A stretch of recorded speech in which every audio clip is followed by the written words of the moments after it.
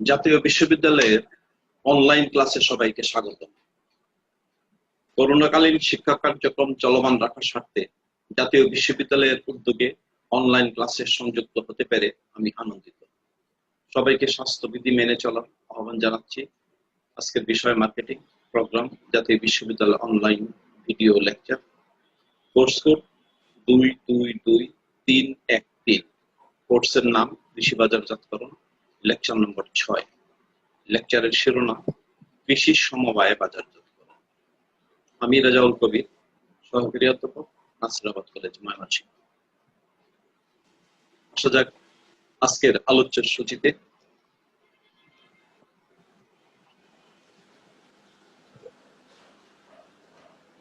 আমাদের আজকের আলোচ্য বিষয়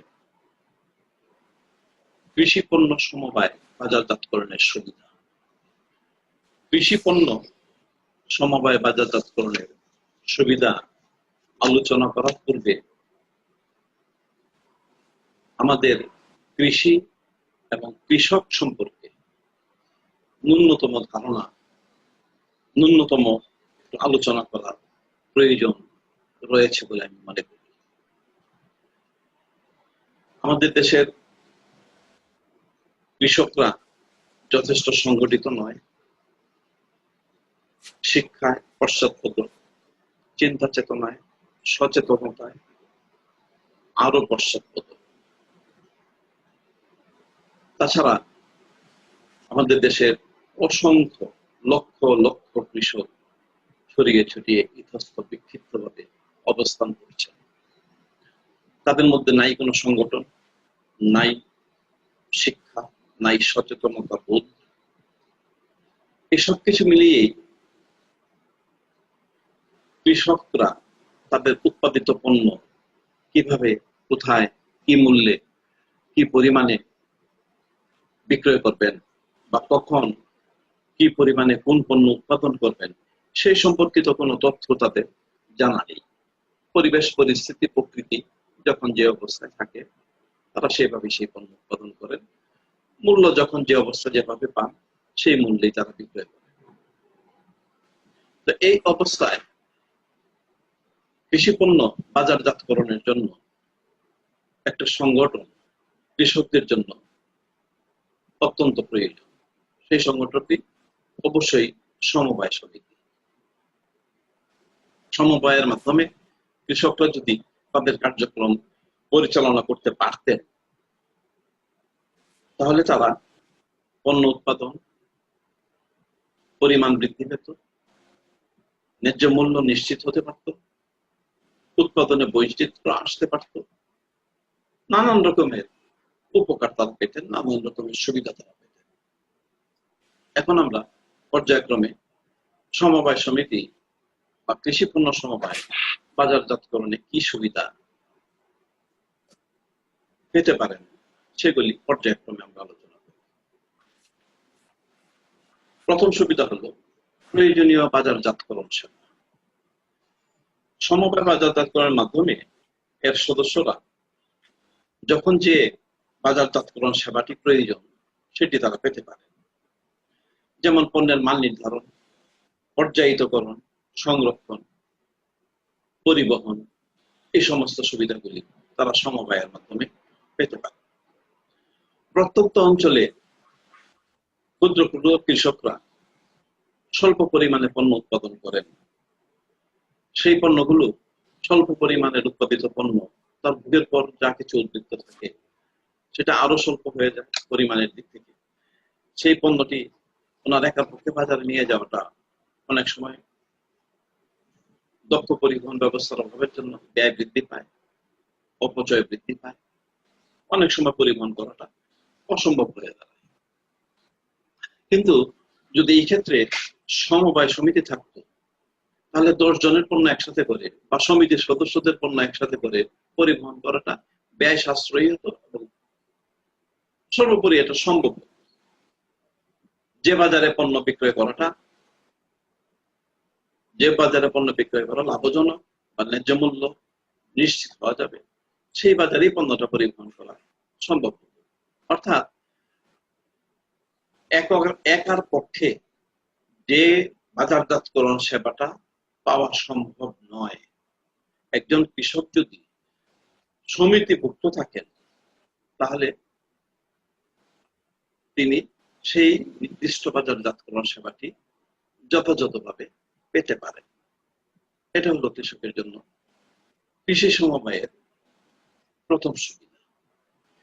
দ্বিতীয় সুবিধা হলো ন্যায্য মূল্য নিশ্চিত করা। আমাদের দেশের কৃষকরা ন্যায্য মূল্য পায় না। উৎপাদনকারীরা মূলত তাদের উৎপাদিত পণ্যের ন্যায্য মূল্য পাওয়ার জন্যই সমবায় সমিতি গঠন করে থাকে, কিন্তু সমবায় সমিতির অভাবের জন্য তারা ন্যায্য মূল্য পায় না। সমিতি গঠনের উদ্দেশ্যই হলো সে যাতে পণ্যটি ন্যায্য মূল্যে বিক্রয় করতে পারে। সমিতির সদস্যরা এই ক্ষেত্রে সকলের পণ্য একত্রিত করে বা বিচ্ছিন্ন সমিতির সদস্য হিসাবে পাইকার, দালাল, আড়তদার, কোরিয়া যার কাছেই তারা বিক্রি করুন না কেন, তিনি যদি সদস্য হন, সমিতির সদস্য হন, তাহলে তিনি একটা দর কষাকষির একটা সুযোগ পান। দর কষাকষির একটা নিজস্ব একটা ভিত্তি প্রতিষ্ঠিত হয়। অর্থাৎ সমিতির সদস্য হিসাবে তিনি দর কষাকষিতে অংশগ্রহণ, কিন্তু তিনি এককভাবে সমিতির সদস্য না হয়ে এইটুকু দর কষাকষির প্রভাব তিনি দেখাতে পারেন না। আমাদের অভিজ্ঞতা তাই বলে। আমরা দেখি উৎপাদন মৌসুমে যখন পণ্যের যোগান বৃদ্ধি পায় তখন মূল্য কমে যায় এবং দরিদ্র কৃষকরা সেই পড়তি মূল্যেই, অর্থাৎ কম মূল্যেই তার কষ্টের উৎপাদিত পণ্য বিক্রয় করতে হয়। কিন্তু সমিতি সমবায়ের সমিতির সদস্য যদি হন তাহলে কিন্তু তিনি বিভিন্ন কৌশল তিনি গ্রহণ করতে পারেন। তিনি সমিতিতে পণ্য মজুদ রেখে তিনি ঋণ গ্রহণ করতে পারেন সমিতি থেকে। পণ্যের মূল্য নিম্নতম পর্যায়ে যখন থাকে তখন তাকে পণ্যটা বিক্রি করতে হয় না। পরবর্তীতে যখন মূল্য বৃদ্ধি পাবে তখন সমিতি সে পণ্য বিক্রি করে কৃষকের ঋণ পরিশোধ করে দেবেন, সমন্বয় করে নেবেন। তার মানে কৃষি পণ্য সমবায় বাজারজাতকরণের এটা ন্যায্য মূল্য নিশ্চিত করা, এটা একটু গুরুত্বপূর্ণ সুবিধা। তারপর সুবিধা হলো উন্নত মানের গ্রেড প্রবর্তন। আমরা জানি সাধারণত বেশিরভাগ কৃষক অর্ধশিক্ষিত বা অশিক্ষিত, বেশিরভাগ না বলা যেতে পারে অধিক, মানে শতকরা 90 বা 95 ভাগ শিক্ষিত, যে কারণে তারা উৎপাদিত পণ্যের পর্যায়িতকরণ বা গ্রেডিং এর কোন অভিজ্ঞতা তাদের নাই, বা তারা এটা কি জিনিস তারা এটা জানেনি না। তাই এই সুযোগে মধ্যস্থ কারবারিরা এই গ্রেডবিহীন অবস্থায়, অর্থাৎ যাকে বলা যায় গড়পড়তা মান, গড় মান, এই গড় মান অনুযায়ী নিম্নতম মূল্যে পণ্যটা ক্রয় করে। অথচ আমরা যদি আমাদের কৃষকরা যদি গ্রেড প্রবর্তন করতে পারত, ভালো পণ্যকে পৃথক করতে পারত, মধ্যম মানেরটা পৃথক করতে পারত, নিম্ন মানেরটা পৃথক করতে পারত, তাহলে ভালোটার ভালো দাম, মধ্যম মানেরটার মধ্যম মানের দাম, নিম্নটার নিম্ন মূল্য, এই হিসাবে সে বিক্রয় করতে পারত। আর এটি সম্ভব হতে পারত যদি সমবায় থাকে, যদি সে সমবায়ের সদস্য, সমবায় থেকে সেই শিক্ষাটা গ্রহণ করতে পারত, এই প্রশিক্ষণটা সে গ্রহণ করতে পারত। সমবায় না থাকার কারণেই কিন্তু কৃষকরা এইটুকু লোকসানের মুখোমুখি হচ্ছে। তাহলে একটা জিনিস স্পষ্ট যে সমবায় কৃষকদেরকে অন্তত সচেতনতামূলক কিছু কর্মসূচি দিতে পারে। ন্যূনতম আমরা বলতে পারি তার উৎপাদিত পণ্যের স্ট্যান্ডার্ডাইজেশন এন্ড গ্রেডিং এর ক্ষেত্রে প্রমিতকরণ বা মান নির্ধারণ ও পর্যায়িতকরণের ক্ষেত্রে সমবায় কৃষককে সাহায্য করতে পারে। তার মানে গ্রেড প্রবর্তনের ক্ষেত্রে সমবায় একটা গুরুত্বপূর্ণ ভূমিকা রেখে কৃষি এবং কৃষকের উন্নয়ন ঘটাতে পারে।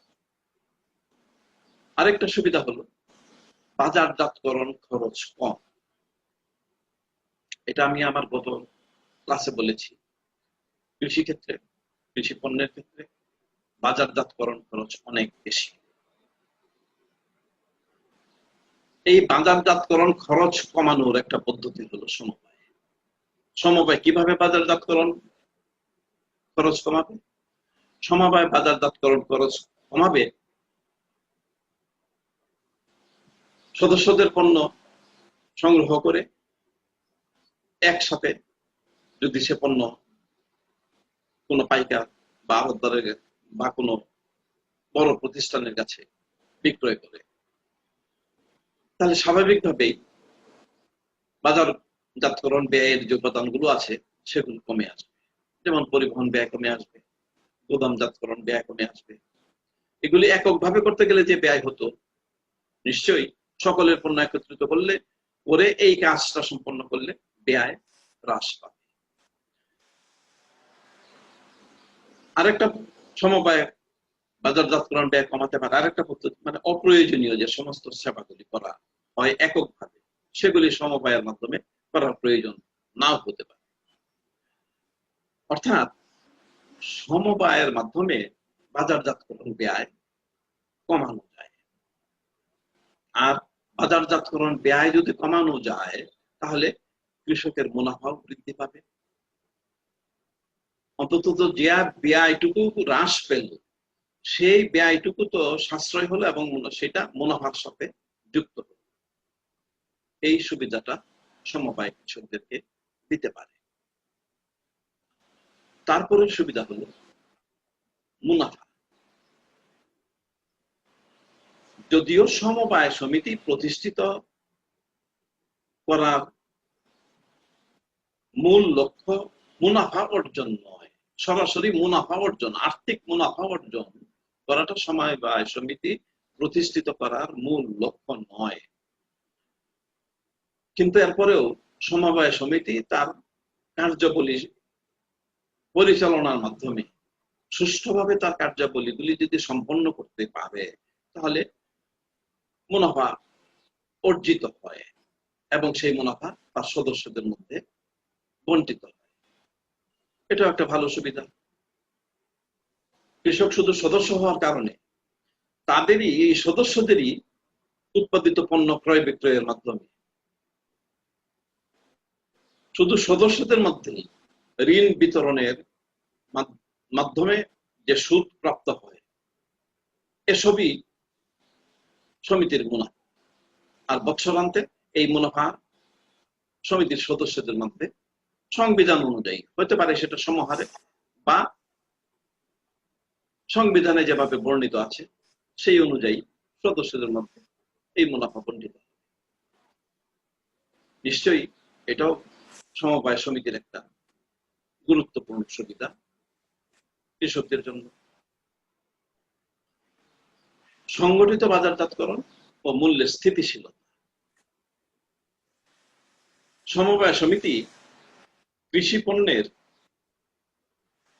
মৌসুমী প্রবাহকে নিয়ন্ত্রণ করে এবং সংগঠিত ও নিয়ন্ত্রিত বাজারজাতকরণের মাধ্যমে পণ্যের মূল্যকে স্থিতিশীল রাখে।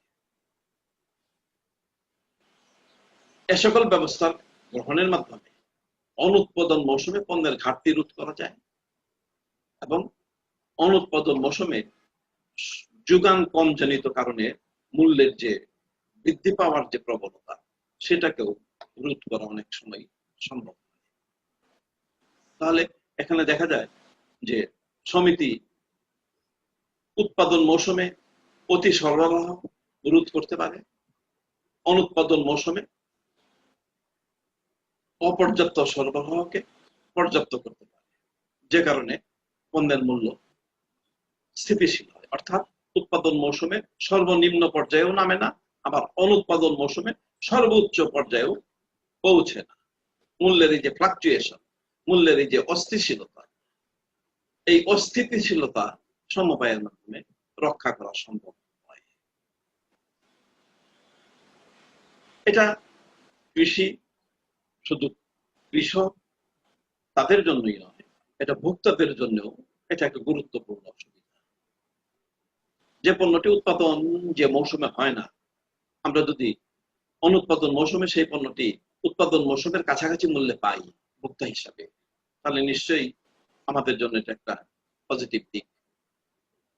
রাষ্ট্রের অর্থনীতির জন্য এটা একটা গুরুত্বপূর্ণ ইতিবাচক।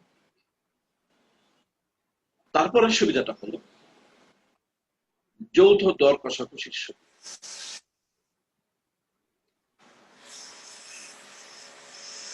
কালেকটিভ বার্গেনিং পাওয়ার যদি না থাকে,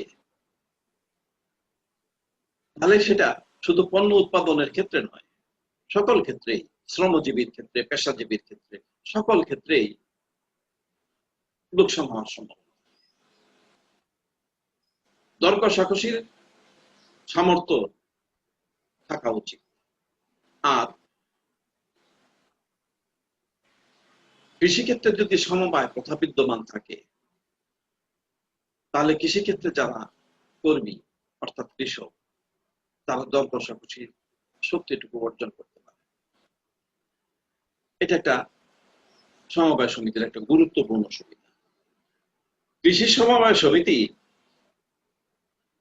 যৌথ দর কষাকষির ফলে কৃষকদের অবস্থান সুদৃঢ় পর্যায়ে নিয়ে যায় এবং কৃষকরা তাদের পণ্য মূল্য নিশ্চিত করতে পারে।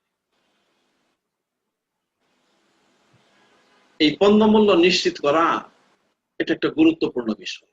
এটা এককভাবে সম্ভব নয়, এটা সম্ভব জোটবদ্ধভাবে, সমবায় সংগঠনের মাধ্যমে। তারপরে সুবিধা পণ্যের উচ্চ মূল্য। আমরা তখন পর্যন্ত নিম্ন মূল্য কিভাবে ফেরানো যায়, ন্যায্য মূল্য কিভাবে নিশ্চিত করা যায় সেই পর্যায়ে ছিলাম। এখন আমরা আরেকটু শক্তিশালী অবস্থানে যেতে চাচ্ছি। এখন আমরা উচ্চ মূল্য প্রত্যাশা করছি। সমবায় সমিতি থাকলে আমরা উচ্চ মূল্যও পেতে পারি। প্রয়োজন আছে উৎপাদন বৃদ্ধির জন্য, পেশা হিসাবে কৃষিকে লাভজনক করার জন্য উচ্চ মূল্য প্রাপ্তি কৃষক আশা করতেই পারে। উচ্চ মূল্য যদি আমরা কৃষিক্ষেত্রে দিতে না পারি, তাহলে কৃষি উৎপাদন বৃদ্ধি পাবে না, জিডিপি গ্রস ডোমেস্টিক প্রোডাকশনের রেটও বৃদ্ধি পাবে না, রাষ্ট্রের উন্নয়ন একটা নির্দিষ্ট গণ্ডিতে আবদ্ধ হয়ে থাকবে। কারণ আমাদের দেশ কৃষি প্রধান দেশ। এই কৃষিতে যদি উৎপাদন বৃদ্ধি পায়, তাহলে রাষ্ট্রের উন্নয়ন করে। কৃষিতে যদি উৎপাদন হ্রাস পায়, রাষ্ট্রের উন্নয়ন থেমে যাবে। তার মানে পেশা হিসাবে কৃষিকে লাভজনক করতে হলে উচ্চ মূল্য নিশ্চিত করতে। পরের সুবিধা হলো উন্নত বিক্রয় পদ্ধতি। উন্নত বিক্রয় পদ্ধতি, কৃষকরা এখন বাজারে পণ্য নিয়ে যায়, বাজারে পণ্য নিয়ে যায়, তার নাই দর কষাকষি করার সুযোগ, সে একা, তার ভিতর পর্যাপ্ত শিক্ষা নেই, তার ভিতর পর্যাপ্ত সচেতনতা নেই। উপরন্তু তার চতুর্পাশে আছে দালাল, ফরিয়া, ব্যাপারী, যারা তার চাইতে বুদ্ধিমান। এইখানে সে তো উন্নত বিক্রয় পদ্ধতি অনুসরণ করতে পারবে না। এই সনাতনী বিক্রয় পদ্ধতিতে পণ্য বিক্রয় করে সে তো লাভবান হতে পারবে না। সমবায় সমিতির পক্ষে সম্ভব। সমবায় সমিতির পক্ষেই উন্নত মানে উন্নত পদ্ধতির বিক্রয় প্রথা প্রবর্তন করা, এটা সমবায়ের মাধ্যমেই সম্ভব। ফলশ্রুতিতে কৃষক এবং কৃষি লাভবান হতে পারে। পরবর্তী সুবিধা মধ্যস্থ ব্যবসায়ীর বিলোপ। আমরা বলে থাকি মিডলম্যানস আর প্যারাসাইট, পরগাছা। এরা পণ্য উৎপাদনও করে না, পণ্য উৎপাদনে এদের কোনো ভূমিকা নেই। ভোক্তা এবং উৎপাদক এদের মাঝখানে থেকে সামান্য কিছু ভূমিকা রেখে বা না রেখে যিনি উৎপাদন করলেন পণ্যটি তার চাইতে অধিক পরিমাণ মুনাফা তিনি অর্জন করে নেন। অথচ উৎপাদককে লোকসানের ঝুঁকি গ্রহণ করতে হয়। অনেক সময় উৎপাদক পণ্য বিক্রয় করে উৎপাদন মূল্য পান না, কিন্তু মধ্যস্থকারী তিনি কিন্তু মুনাফা ছাড়া তার পণ্য হস্তান্তর করেন। এখন মধ্যস্থকারীরা যে মুনাফাটা করে,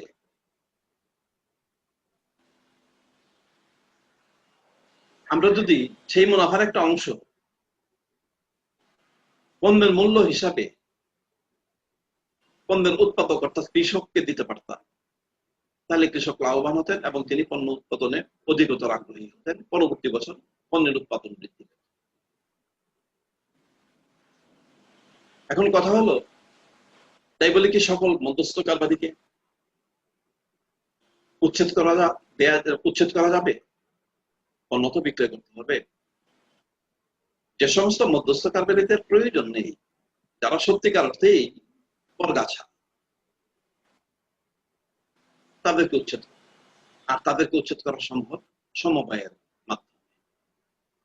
কৃষক হিসেবে আমি যদি আমার পণ্যটা সমবায়ের মাধ্যমে বিক্রয় করি, তাহলে সেখানে মধ্যস্থকারবাদীর প্রয়োজন নেই। আর থাকলেও সেটা কতটুকু মধ্যস্থকারবাদীর প্রয়োজন আছে, কতজনের প্রয়োজন আছে, সেটা সমবায় নির্ধারণ করে।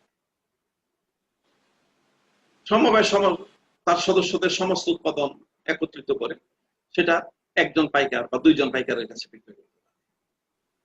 তার মানে যে অসংখ্য মধ্যস্থকার, এই অসংখ্য থেকে মধ্যস্থকারবাদীদেরকে আমরা একটা সীমিত সংখ্যায় নিয়ে আসতে পারি। এই সমস্ত সুবিধাগুলি ছাড়াও সমবায় সমিতি আরো নানাবিধ সুবিধা প্রদান করে থাকে। নানাবিধ সুবিধার মধ্যে প্রথমত আমি যে সুবিধাটির কথা উল্লেখ করব সেটা হলো সমবায় সমিতি কৃষকদের মধ্যে সচেতনতা বৃদ্ধি, যেটা আমাদের মধ্যে বড়ই অভাব। কৃষকরা আমাদের দেশের বেশিরভাগই অশিক্ষিত। সমবায় থাকলে পরে তাদের মধ্যে শিক্ষার আলো ছড়িয়ে দেওয়া যেতে পারে। সমবায় থাকলে পরে বিভিন্ন সময়ে বিভিন্ন আচার অনুষ্ঠান এর মাধ্যমে শিক্ষকদের, কৃষকদের সংস্কৃতি মনাও করা যেতে পারে। সমবায় মাসিক, ত্রৈমাসিক, ষান্মাসিক, বাৎসরিক সভা হয়। সদস্যরা যদি সেই সমস্ত সভাগুলিতে নিয়মিত উপস্থিত হয়, সেই সভার মাধ্যমেও তারা সাংগঠনিক বিভিন্ন কার্যক্রম শিখতে পারে। সেখান থেকেও কৃষক উপকৃত হতে পারে। এভাবে আমাদের কৃষকরা সমবায় প্রথার মাধ্যমে লাভবান হতে পারে। এখন আসা যাক পরবর্তী স্লাইডে, সেখানে আমরা আলোচনা করব বাংলাদেশে সমবায় বাজারজাতকরণ সমিতির ব্যর্থতার কারণ। সমবায় বাজারজাতকরণ সমিতির ব্যর্থতার কারণ সমূহ আলোচনা করার আগে আমি এখানে একটু ভূমিকায় বলতে চাই। আমাদের দেশের বেশিরভাগ সমবায় সমিতিগুলো খুবই স্বল্পস্থায়ী, স্বল্প মেয়াদ, আয়ুষ্কাল খুব কম, বেশি দিন টিকে না। এর কারণ কি? এর কারণ প্রথমত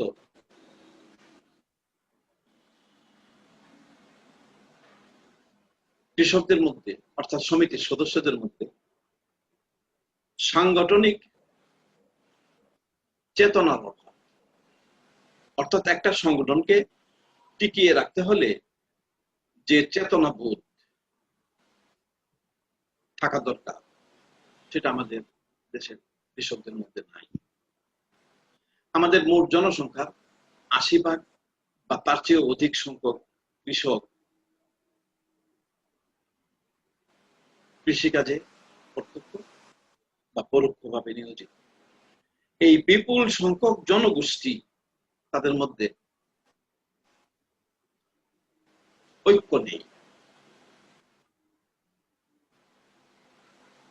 তাদের মধ্যে শিক্ষা নেই, তাদের মধ্যে সহযোগিতা, সহমর্মিতামূলক মনোভাবের যথেষ্ট অভাব রয়েছে। এখন এই সমস্ত জিনিসগুলি যদি বিদ্যমান থাকে, তাহলে একটা সমিতি কতদিন আর টিকতে পারে? কারণ একটা সংগঠন ঐক্যমতের ফসল, আর শিক্ষা, সংস্কৃতি, প্রগতি, সহমর্মিতা, সহযোগিতা, এই ধরনের মনোভাব যদি সদস্যদের মধ্যে না থাকে, তাহলে একটা সংগঠন অস্তিত্ব পায় না। আর যদি থাকে, তাহলে একটা সংগঠন অস্তিত্ব পায়, টিকে থাকে। এখন আসা যাক সুনির্দিষ্টভাবে এর কারণগুলি আলোচনায়। প্রথম কারণ হলো শিক্ষার অভাব। হ্যাঁ, বাংলাদেশের বেশিরভাগ কৃষক অশিক্ষিত, শিক্ষা নেই, ফলে তারা সমবায়ের প্রয়োজনীয়তা, উপকারিতা, এগুলিও সঠিকভাবে তারা অনুধাবন করতে পারে না, উপলব্ধি করতে পারে না। এই কারণে কৃষি পণ্য বাজারজাতকরণে সমবায় সমিতিগুলি সফলতার সাথে প্রতিষ্ঠিত হতে পারে।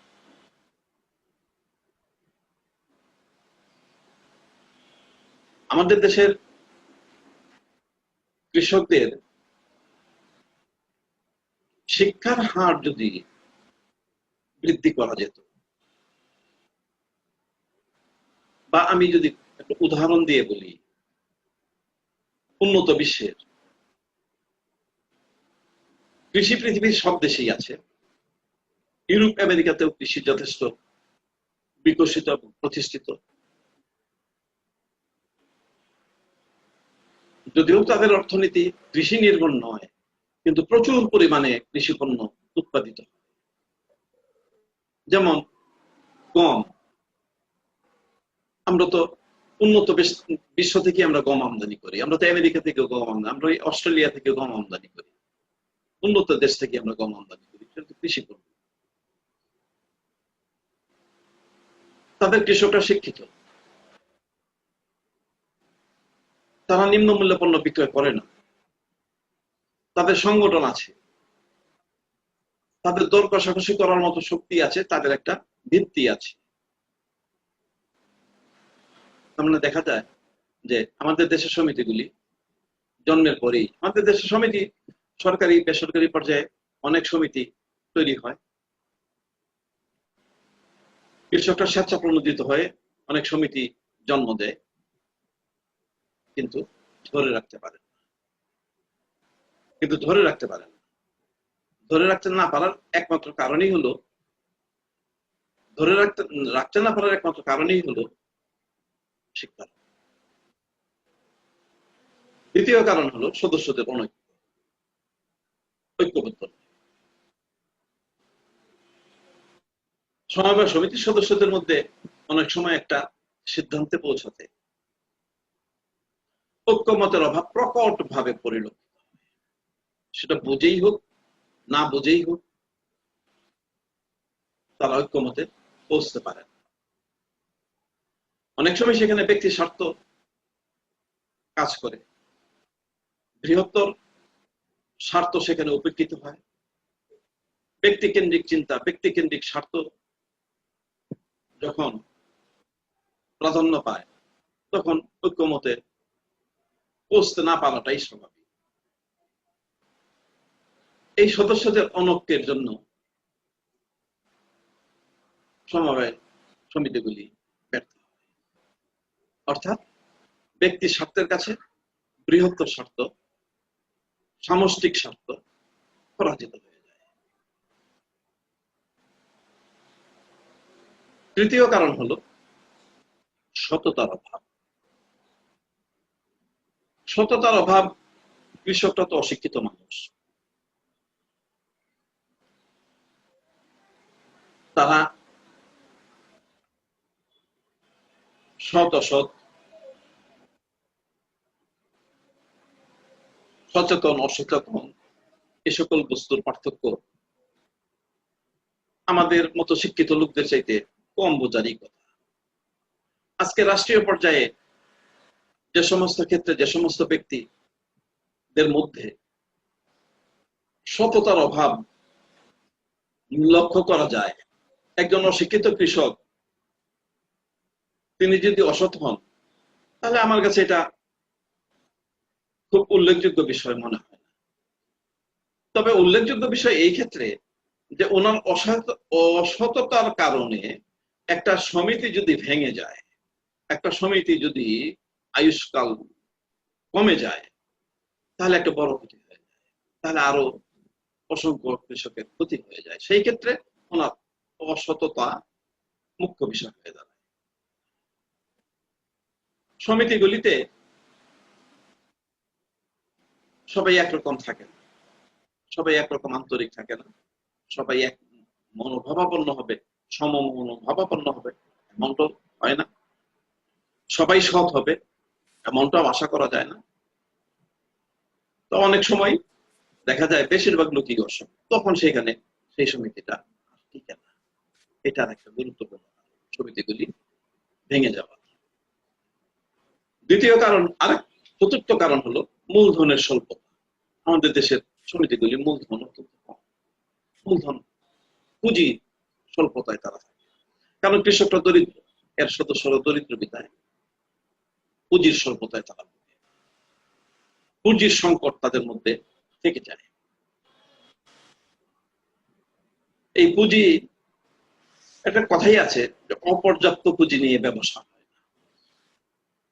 একটা ব্যবসায় যতটুকু পুঁজির প্রয়োজন ততটুকু পুঁজি সরবরাহ থাকতে হবে, ততটুকু পুঁজি বিনিয়োগ করতে হবে। পুঁজি অপর্যাপ্ত হলে পরে সেই ব্যবসা থেকে রিটার্ন আনা, মুনাফা তৈরি করা কঠিন কঠিন হয়ে যায়। আমাদের সমবায় সমিতিগুলি পর্যাপ্ত মূলধন অনেক সময় থাকে না, তারা মূলধনের অপর্যাপ্ততার কারণে তাদের কার্যক্রম পরিচালনা করতে পারে না। আলটিমেটলি সমিতি স্বল্প মেয়াদে ভেঙে যায়। দুর্নীতি, এটা ওই অসততার মধ্যেই আমরা কিছুটা আলোচনা করেছি। এরপরেও এখানে পৃথক একটি ব্যাপারে আলোচনা করার, অর্থাৎ সমিতির বাইরে থেকেও দুর্নীতির, অসততা উদ্ভব করতে পারে। কারণ এই সমিতি সরকারের এখানে রেজিস্ট্রেশনের প্রয়োজন হয়, নবায়নের প্রয়োজন হয়। সরকার অনেক সময় এগুলিতে তদারকি করে, সরকার এগুলোর উপর অনেক সময় নিয়ন্ত্রণ আরোপ করতে চায়।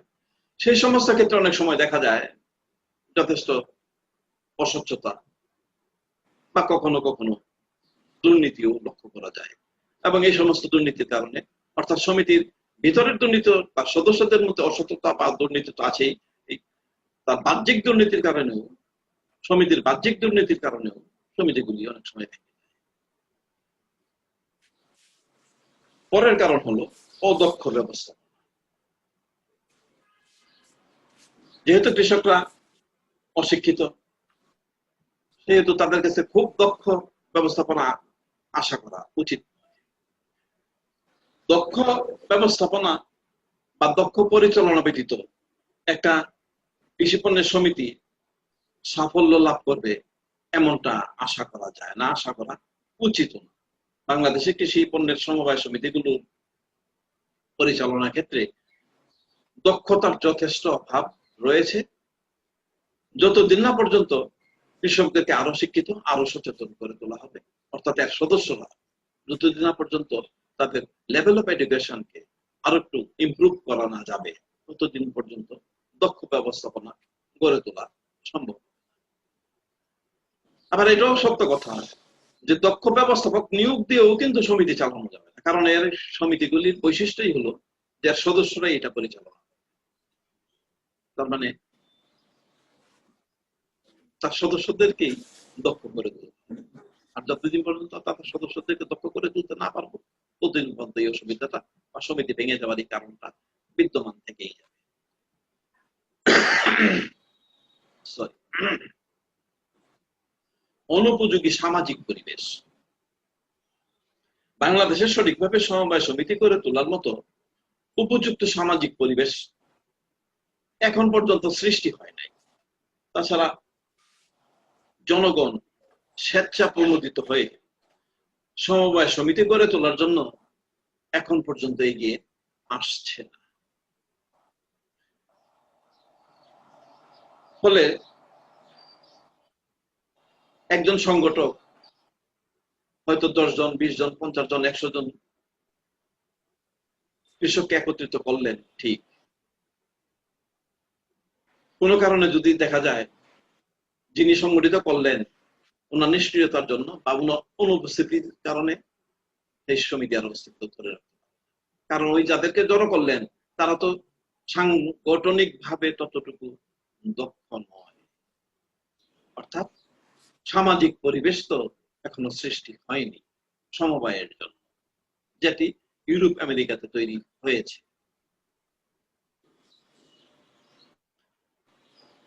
তারপরে আরেকটা কারণ হলো ব্যবসায়ীদের প্রতিযোগিতা, বিজনেস কম্পিটিশন।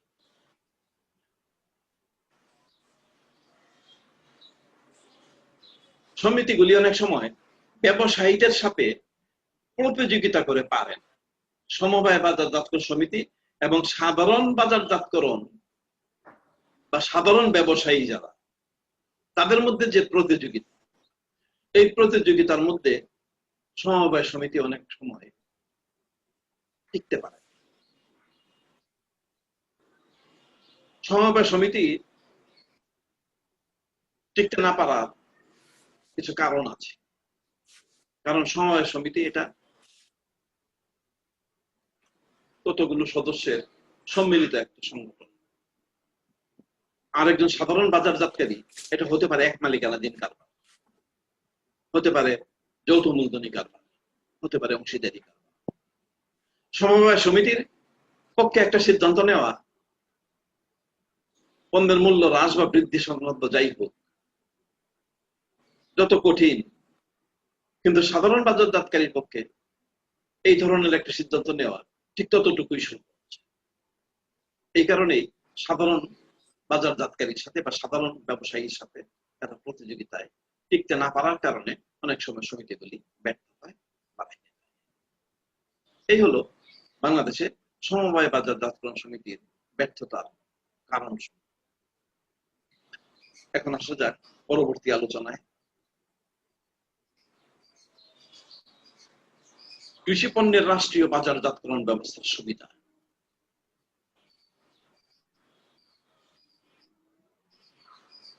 রাষ্ট্রীয় বাজারজাতকরণ বিশেষ করে কৃষি পণ্যের ক্ষেত্রে নানাবিধ সুবিধা রয়েছে। রাষ্ট্রীয় পৃষ্ঠপোষকতা বিহীন কৃষি চলতে পারে। রাষ্ট্র কৃষিকে বিভিন্নভাবে পৃষ্ঠপোষকতা দিয়ে থাকে। বাংলাদেশ তৃতীয় বিশ্বের উন্নয়নশীল একটি দেশ। এই ক্ষেত্রে কৃষিকে কাঙ্ক্ষিত মাত্রায় পৃষ্ঠপোষকতা হয়তো দিতে পারছে না, কিন্তু আমাদের পার্শ্ববর্তী দেশ ভারত, সেখানে আমরা রাষ্ট্রীয় পৃষ্ঠপোষকতার দুই একটা উদাহরণ আমরা দিতে পারি। যেমন কৃষি পণ্য রপ্তানির ক্ষেত্রে ভারত যে ভর্তুকি দেয়,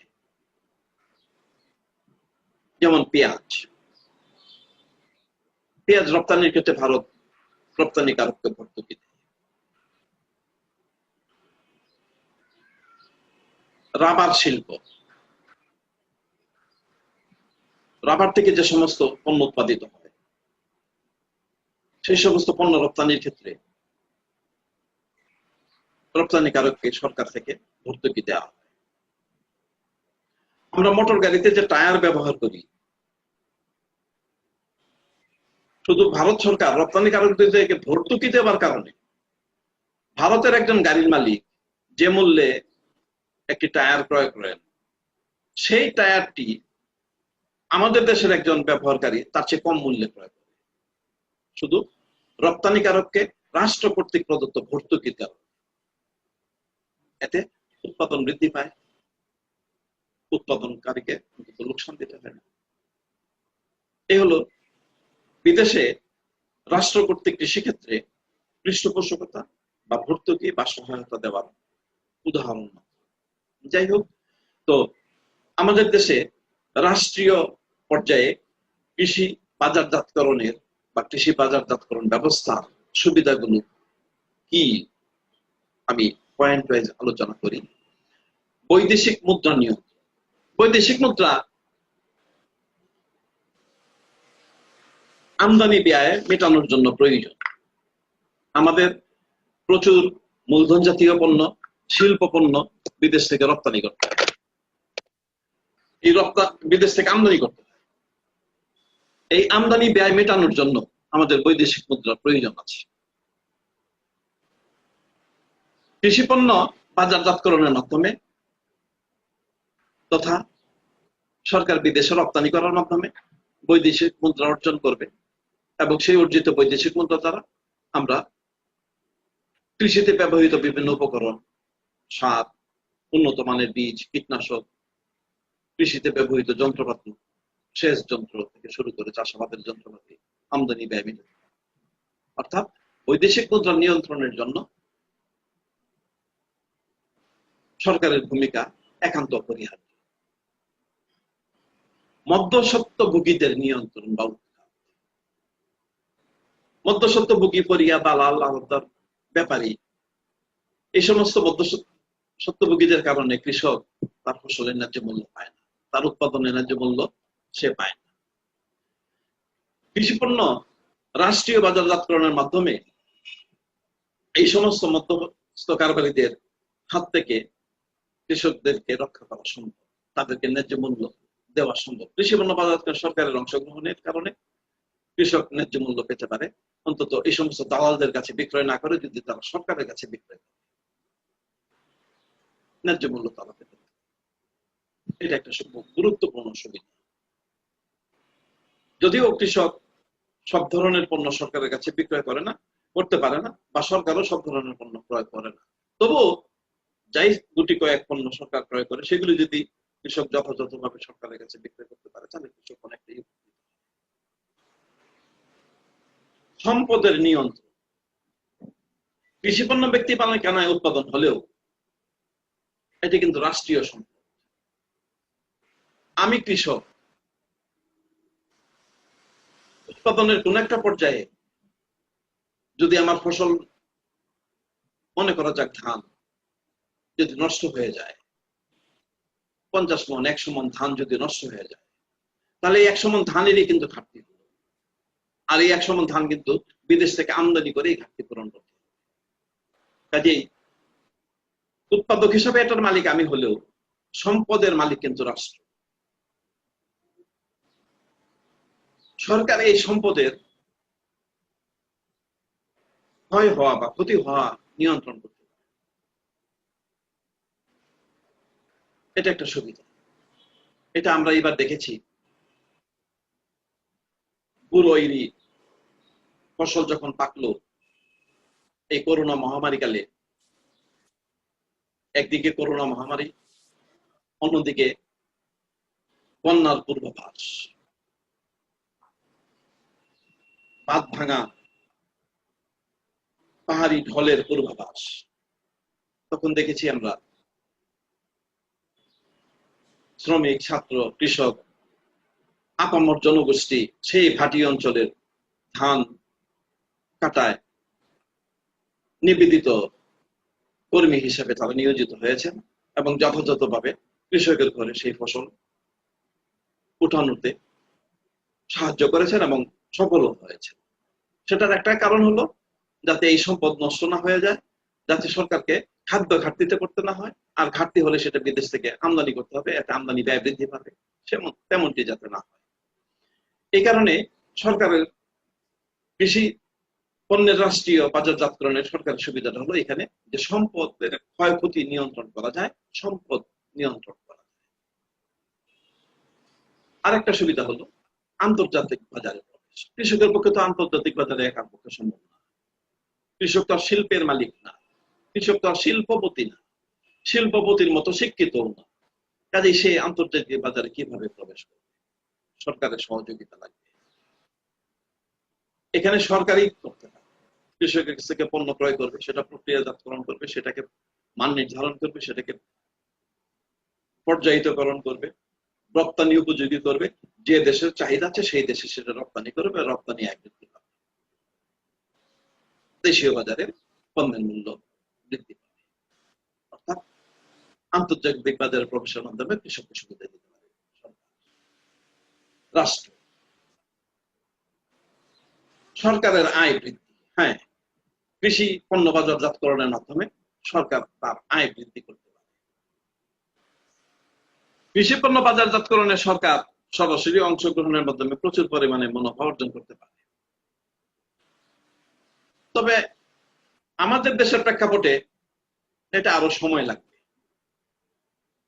আমি বাজারজাতকরণের একজন ছাত্র এবং শিক্ষক হিসেবে এটা বলতে পারি, আমাদের রাষ্ট্রীয় প্রতিষ্ঠান, রাষ্ট্রীয় শিল্পগুলো যথেষ্ট মুনাফা করতে পারছে না। এই ক্ষেত্রে কৃষি পণ্য ক্রয় বিক্রয়ের মাধ্যমে সরকার কতটুকু মুনাফা করতে পারবে সেটা এখনো প্রশ্নবিদ্ধ। যাই হোক, তবু হোপ ফর দ্য বেস্ট, আমরা ভালোটাই আশা করি। সরকার কৃষি পণ্য বাজারজাতকরণে নিয়োজিত হয়ে তার আয় বৃদ্ধি করতে পারেন। পৃথিবীর বিভিন্ন দেশ করছে, এরকম নজির বহু রয়েছে। এমনকি তৃতীয় বিশ্বের অউন্নত দেশ যেমন ভিয়েতনাম, তারা আয় বৃদ্ধি করতে পারছে। কৃষকেরও আয় বৃদ্ধি পাচ্ছে, সরকারেরও আয় বৃদ্ধি পাচ্ছে কৃষি পণ্য বাজারজাতকরণে নিয়োজিত। তারপর সুবিধা হলো বৃহদায়তন কারবারের ব্যয় সংকোচ। এখানে মূল কথাটা হলো বৃহদায়তন কারবারে ব্যয় সংকুচিত হয়। বৃহদায়তন উৎপাদন ব্যবস্থার মাধ্যমে উৎপাদন ব্যয় হ্রাস করা যায়। আমরা জানি উৎপাদনের ব্যয় দুই রকম, একটা হলো স্থায়ী ব্যয় আর একটা হলো চলতি ব্যয়। আমি যদি 10 একক উৎপাদন করি তাহলে স্থায়ী ব্যয় নির্ধারিত থেকে যাবে, আর 10 এককের জায়গায় আমি যদি 20 একক উৎপাদন করি, সেই নির্ধারিত স্থায়ী ব্যয় শুধু চলতি ব্যয় বেড়ে পারবে, সেই নির্ধারিত স্থায়ী ব্যয় 20 একক উৎপাদন। তাহলে দেখা যায় 10 এককে যদি আমার প্রতি এককে 10 টাকা করে খরচ হয়, যখন আমি 20 একক উৎপাদন করব তখন সেটা কমে 9 টাকায় আসবে। এই বৃহদায়তন কারবার বা বৃহদায়তন উৎপাদন ব্যবস্থায় যে সুবিধাটা পাওয়া যায়, সরকার সেই সুবিধাটা দিতে পারে বৃহদায়তন কারবার পরিচালনার মাধ্যমে, অর্থাৎ ব্যবসা পরিচালনায় ব্যয় সংকোচের মাধ্যমে এই সুবিধাটা কৃষককে দিতে পারে। তারপরে সুবিধা হলো বিদেশি ব্যবসায়ীদের উপর নিয়ন্ত্রণ। আমরা দেখি যে অনেক ক্ষেত্রে অনেক বিদেশি কারবারিরা, বিদেশি কোম্পানি আমাদের উপর সস্তায় পণ্য ক্রয়ের একটা প্রবণতা, অতি মুনাফা অর্জনের একটা প্রবণতা, কেন আমরা সেটা বলে যাই। এই ইস্ট ইন্ডিয়া কোম্পানির কথা,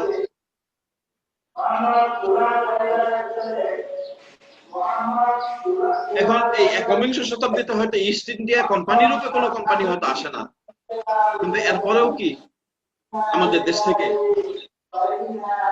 বিদেশি কোম্পানিগুলি বিনিয়োগ করে মুনাফা নিয়ে যাচ্ছে, বৈধ এবং অবৈধ উভয়ভাবে কি আমাদের দেশ থেকে মুদ্রা পাচার হচ্ছে? যাই হোক, সেটা সরকার দেখবেন। কৃষিক্ষেত্রে যদি সরকার বাজারজাতকরণে লিপ্ত হয়, তাহলে এই ধরনের ব্যবসায়ীদের উপর নিয়ন্ত্রণ প্রতিষ্ঠিত করা যায় বা তাদেরকে বিরত রাখা যায়। তারপরে সুবিধাটা হলো আন্তর্জাতিক বাজারে দর কষাকষি। এটা সরকারের পক্ষেই সম্ভব, কোন ব্যক্তি কৃষকের পক্ষে আন্তর্জাতিক বাজারে দর কষাকষি করা সম্ভব। আমরা আসি পরের স্লাইডে।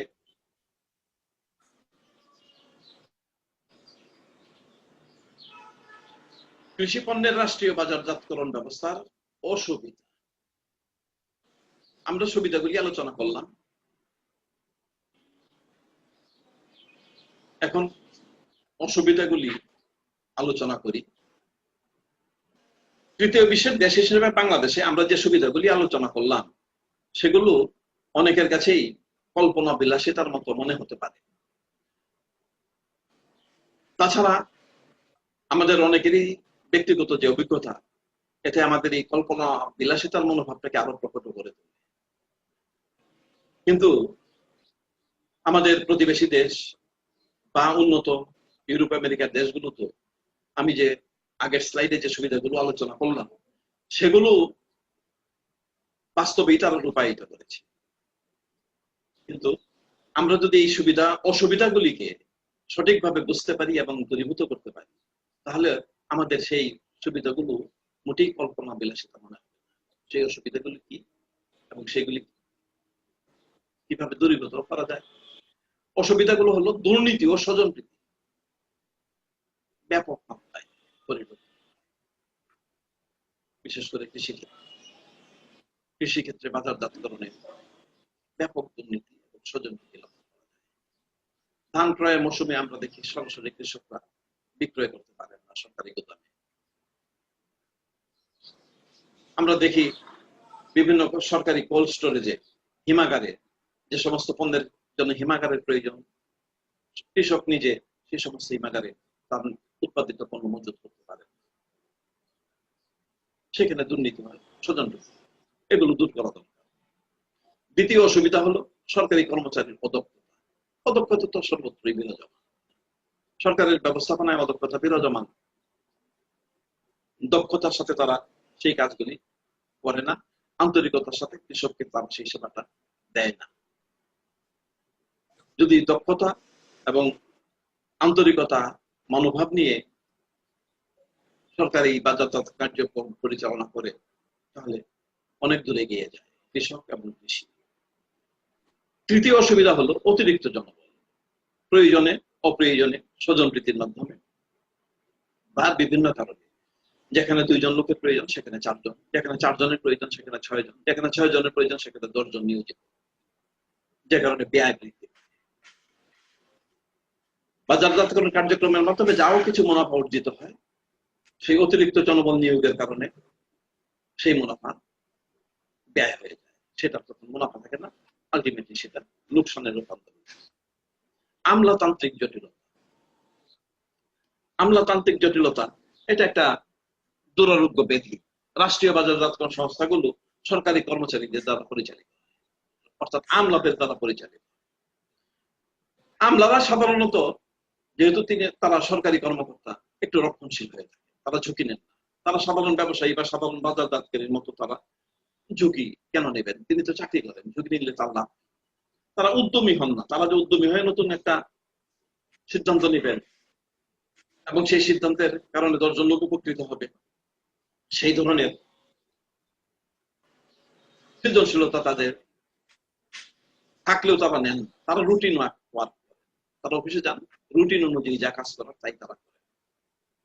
এটা একটা বড় অসুবিধা। তারপরে অসুবিধা হলো কৃষকদের ন্যায্য মূল্য প্রাপ্তি নিশ্চয় অনিশ্চয়। সরকারের কাছেও অনেক সময় কৃষকরা ন্যায্য মূল্যে বিক্রি করতে পারেন না, দুর্নীতির কারণে, স্বজনপ্রীতির কারণে। এটা একটা বড় অসুবিধা। প্রতিযোগিতার অভাব। সরকার এককভাবে সেই পণ্য ক্রয় বিক্রয় করে, বাজারে তীব্র প্রতিযোগিতা ব্যবসায়ীদের মধ্যে। আসলে প্রতিযোগিতাই কিন্তু ব্যবসাকে দক্ষ করে তোলে। প্রতিযোগিতাবিহীন ব্যবসা সেখানে কিন্তু ব্যবসায়ীকে দক্ষ ব্যবসায়ী হিসেবে গড়ে তোলে না। সরকারের তো কোনো প্রতিযোগিতা নেই, কাজে সেখানে দক্ষতাও গড়ে ওঠে না। লাভ লোকসানের হিসাব বেসরকারি কারবারের মতো লাভ বা লোকসান উভয়ই উদ্যোক্তাকে বা ব্যবসায়ীকে বহন করতে হয়।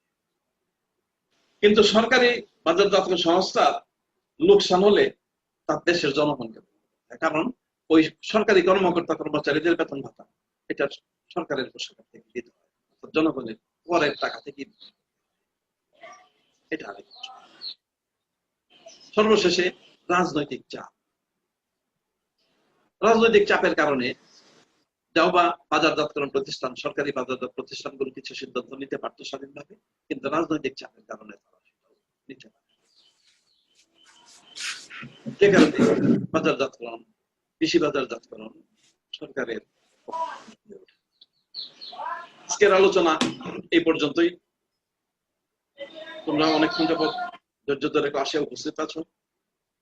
আশা করি আগামী ক্লাসে উপস্থিতির সংখ্যা আরো বৃদ্ধি পাবে। তোমাদের সবাইকে ধন্যবাদ। আগামী ক্লাসে তোমরা তোমাদেরকে আহ্বান জানাচ্ছি উপস্থিত থাকার জন্য। সবাই ঘরে থাকো, সুস্থ থাকো, ভালো থাকো। ধন্যবাদ সবাই।